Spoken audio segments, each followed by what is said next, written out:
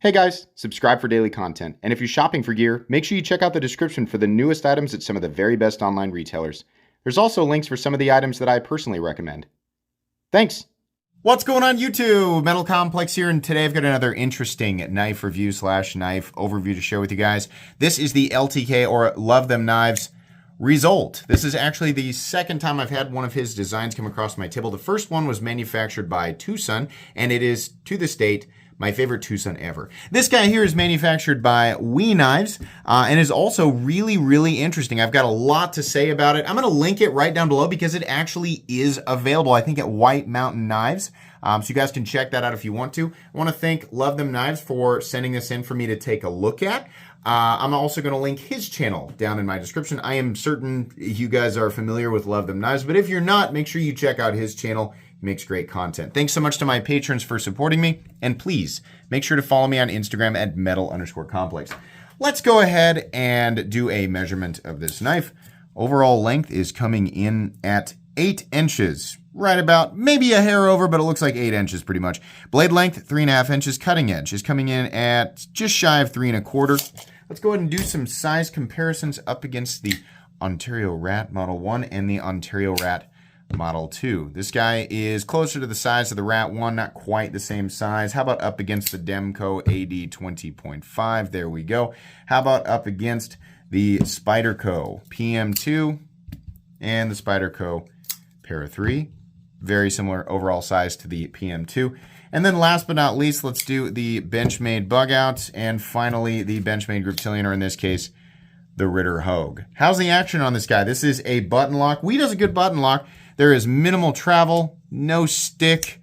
The flipper tab works just fine, and you can actually use the little fuller. You have to dig at it just a bit, but you can use the fuller to deploy it too.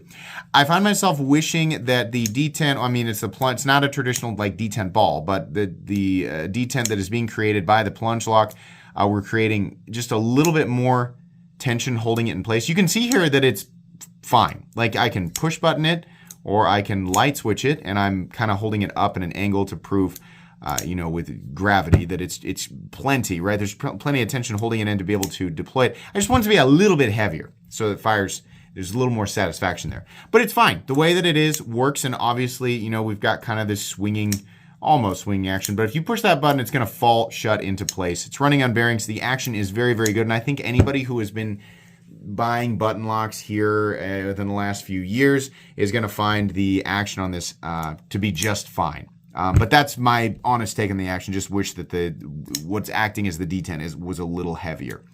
Let's go ahead and do carry profile. So thickness up against the Spyderco Para 3. You can see here this is a little tiny bit thicker, but really not that much. Length and height up against the PM2 and the Para 3. This guy's going to carry pretty nicely in the pocket. Overall length is really not that much longer than the Para 3, even a little bit, right? Maybe a 1/4 inch or so. Maximum height, it does actually approach the hump on the Para 3 and PM2 just because of this area right here. But again, nothing terrible. Let's go ahead and do a hardware check. I'm going to get out my tools as per usual. My tools are very inexpensive and very recommendable. You can find them right down in the section of my description that talks about the tools I use on this channel. Where is the, did I go right past it? There it is. You can just barely see. We got T8 right there. We got a T8 pivot. Yep. And then I'm pretty sure he went with, yeah, he went with T6 screws. I wish he would have gone with T8, but okay, not that big of a deal. Still minimal hardware, 2 on each side. One of the screws is even holding in the pocket clip, which is a nice touch. This should be very easy to take apart and put back together. Just make sure you have the proper tools. The ones I recommend, honestly, are very good. I know I say it in every video, but seriously, there's a reason I've been using those. I am not sponsored by WEA. I just really like those tools. But as long as you have the right tools and quality tools, you should be good to go. Let's go ahead and measure blade stock thickness on this guy. I'm going to guess that's about 135 thousandths maybe. Yeah, that's my guess. Okay. Nope, I was completely wrong. It's closer to 125 thousandths. We are looking at titanium with G10 inlays. This also comes in red G10 inlays, which is nice. I like that you don't often see, well, not nearly as much as some other colors, but red I would say we see less often for G10 options on knives, so that's nice. He asked me which one I wanted to take a look at, and I said green. I thought it looked really cool with the green, but you know, it's up to you. And then everything else is kind of a dark stone-washed finish. So we have titanium G10, and then we have CPM 20CV that's finished the same way as the handle. But yeah, no weight reduction on the inside. Any weight reduction is just the pockets that are milled out for the G10, which does reduce the weight slightly versus having it solid titanium. So the overall weight of this guy is coming in at 4.48 ounces, which is not bad. It's kind of what I expected. Balance on this knife, if you care about that, is just a little ways back of the pivot. It's a little bit butt heavy, but not enough that you're really going to notice, right? I mean, I don't know. If you're used to carrying like a 2-ounce knife, you might notice, but this is pretty in line with what a lot of people carry anyways. Okay, meat and potatoes time. This has very traditional knife lines, but the way that it's put together is very pleasing. The lock-in right here is awesome. Very, very satisfying. You can choke up if you want to. It's a little risky running your index finger that close to the edge, but that's going to be up to you. As far as lock-in on this knife, because of the curvature right here, before we sort of transition into what would be the sharpening choil area, or finger choil, whatever you want to call it, this is very secure, and there's it's very unlikely you're going to run your finger up on the blade whether you're wearing gloves or not. Extremely comfortable. The extended jimping complements the position, like the initial lock-in position, very well. You are kind of a ways from the cutting edge in this primary grip, but I really don't think that's going to be a problem. Honestly, the lock-in feels so good that if you have to like apply a lot of pressure to a cut, you're going to be extremely confident with it and really be able to push into it just because of how well your index finger is locked in behind this area right here. And that's why we see that on some knives, right? What I don't like is when we have like, this, and then we have this huge area where, I guess like, it's like a flat area before, the edge. Like that's kind of when I want to see a bigger forward choil. But in this case, I think this is just fine. And the lock-in is honestly really, really good. The edges are also knocked down nicely, so every part of this feels very comfortable. The pocket clip, though, it's not my favorite. Like, I like it to come up and then down and then slight swoop. Honestly, this works really well, and there are no sharp edges to the clip whatsoever. This is, to my knowledge, a titanium clip. Where's my magnet? Is the magnet really... sometimes I'm just like, how does this stuff even disappear? Oh, there it is. Yeah, it's titanium. It's just a stamped clip. I really wish that we could have gotten a 3D milled clip, but then again, you can see the way that he did this. This is probably why he went with the stamped thing. This circles back in around behind the titanium scale, and it's also lefty friendly, so lefties can actually carry this and use it, right? I think button locks are actually easier to manipulate with the index finger, so I think this is actually going to be even more friendly for lefties. Whether you are left-handed or right-handed, choking up is kind of a like, I don't know that was actually intended there, but if you do that, I still think it's pretty unlikely, maybe a little more so for lefties. If you're squeezing like this, then maybe that part of your hand could come down and push that button. But in the standard position, you're not going to unlock that knife whether you are right-handed or left-handed. I think right-handed people, you're not going to have a problem whatsoever, because then your index finger never naturally lands on that button, right? You kind of have to be intentional with it. But lefties, while you're choking up, be cognizant of that, definitely. Let's see here. Oh yeah, the titanium has a little bit of texturing on it, which is a nice touch. He had that similar texturing on the Tucson knife that I took a look at, and I like that because a lot of designers just leave it like bare. It's just a smooth surface, which is okay, but I like the texturing. I think that's really nice. I think this would look really cool with some carbon fiber inlays, or actually a whole bunch of different stuff. It's kind of like anything that's got pockets milled for inlay material. You could put a lot of different things in there, and since we have just a sort of a dark gray frame and blade, pretty much anything is going to look fine. I mean, anything goes with gray, right? But we just have red and green G10, which is totally fine. The blade has a flat that carries out about, 45, 50% the length of the blade. We have a little bit of a fuller in here that sort of sits halfway on that line, that separates the flat and the bevel down to the cutting edge. A little bit of a swedge here. which looks good, right? It's certainly a blade shape that we've seen many, many times on many, many knives, right? We can't say that this is a copy of anything because it's just an incredibly generic blade shape that we see a lot, but it looks very, very good, and it will excel, of course, at puncture tasks and slicing tasks alike. There's plenty of belly, and it comes down to a reasonably thin edge, right? WE knives generally hits their 20 CV at 59 to 61, which I've said many times. I think 59 is not where we should be hitting that. I think 60 is the start of acceptable, and then 61 and 62 especially I think is much, much better. So that's just my 2 cents on that, just my opinion, not a metallurgist. I don't make knives, but that's generally the case with WE knives.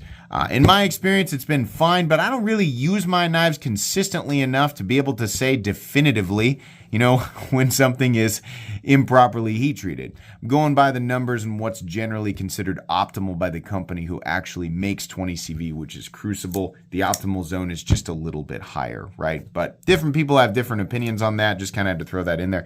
I like that he puts his logo on the pivot and nowhere else. I mean, there is nothing else on this knife. It is literally just LTK, and that's it. I think that's fine. A little bit of texturing on the G10 inlay here. We've got some peel ply texturing. I think that's nice. The backspacer also looks good, and he's opted to put the lanyard thing back here, which I love, because I don't think we need to be prioritizing big stupid holes or anything like that. I think this is actually a more optimal position for a lanyard anyway, and it allowed him to put the pocket clip in the best possible position on the knife. Not to say that you have to have an ultra deep carry clip in order for it to be optimal, but I'm just saying the positioning of the clip. It's not like he had to move it left or right to watch out for some big hole, right? This is the answer to all of that. I don't know that there's really any excuse to put a big hole on a knife anymore when you can just make it be a part of the backspacer, or you can just put the bar in there as a standalone, like a standoff, right? You can just put a hole in a standoff that sort of rotates. We've seen that before. There's just no, I'm sure lanyard people will try to make an argument for it, but I can't be bothered with it. Sorry. You're coming at the wrong guy. I think this is the best place for a lanyard, to attach a lanyard. The pocket clip, like I said, is fine. Good retention. In and out of the pocket was a breeze. I've been carrying this and using it lightly, right? But honestly, my overall carry experience has been very, very good. I like the length of the clip. I love that we can flip this over and we didn't have to, add an additional screw to hold in the pocket clip. I mean, this is really, really good. And it also, because of how this mounts, it's not going to wiggle or anything like that, and you really don't need any more than one screw. So it's a really smart build there. We have a stop pin located in its traditional spot. No shouldering, but it doesn't need it. There's no blade play on this thing whatsoever, which is always nice to feel. I'm always kind of, it's a button lock. Are we going to get a little play? No, nothing there. No button stick, no pivot lash, very smooth, very consistent in the pivot. And it's got, you can tell, it's on like the medium light side. I'm not going to call it a light detent. I'll call it medium light, right? A light detent, felt that before. That's definitely not what you want. This is about medium light. Could have been a little heavier, bumped it up to what I'd consider to be medium, would have been just fine.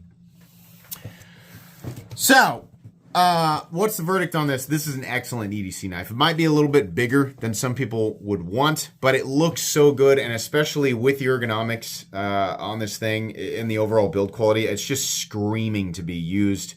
This is going to be an incredibly comfortable user and a fun conversation piece that's made very, very well. The price comes in at $245, which is a lot of money, but it's also priced way better than a lot of WE's stuff right now, right? And the stuff that WE does have that's coming in at a similar price point is way less interesting in my opinion, right? There are knives out there that have almost identical build qualities that are coming in at 200 or even less sometimes. But yeah, this guy's got a little bit of character, and I just have to be fair here.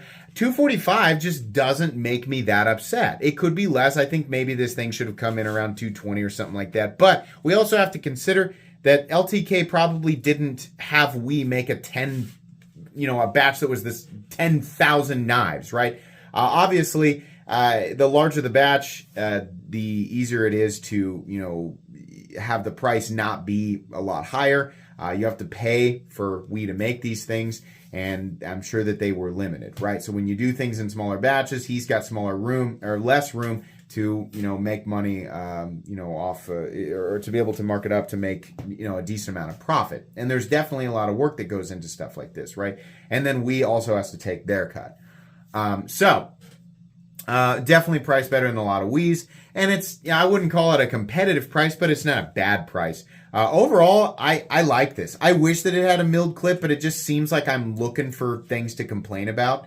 Honestly, the one thing that I thought could have been, better was just the detent strength. I think it could have, if it was a little bit stronger, a little bit more tension in there, I think it would have made it quite a bit better. But as it sits, this is a very good knife. If you pick this up, I think you're going to be really happy with it. And honestly, the overall profile and the fact that it's ambidextrous, the fact that button locks are really, really easy to manipulate if you're left-handed makes this kind of an everybody knife. I think it would be a good idea if he designed a smaller one for people who like smaller knives, because this is not a huge knife, but it's on the larger side, right? So a smaller one might be a good idea. I hope that he keeps doing this, honestly. And if you look at that and you're thinking, I got $245 to spend and I'm looking for something just about like that, this is $245 well spent. Honestly, it's pretty good. So it'll go in my recommended knives playlist. And yeah, that's about it. Like I said, I'll link this down below so you guys can check it out if you want. Thanks again to Love Them Knives for sending this in for me to take a look at.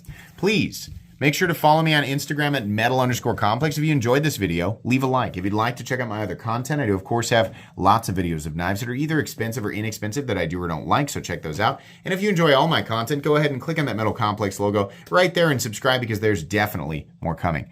Thanks again for watching, everybody, and have a great day.